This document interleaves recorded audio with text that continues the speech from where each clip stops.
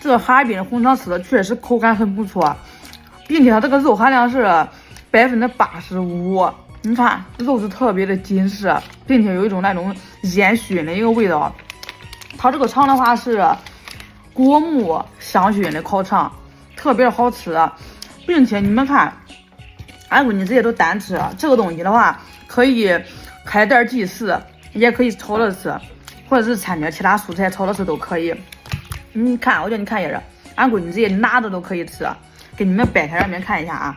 它这个肉的话就是特别的紧实，并且它这个肉含量是85%，是不里头都是肉，确实这个味道挺好吃的，像那种腊肉一样。这种就是那种烟熏的一个腊肠，很好吃。不管是就是单吃吧，还是说就是配着炒个东西吃，确实好吃，口感很好。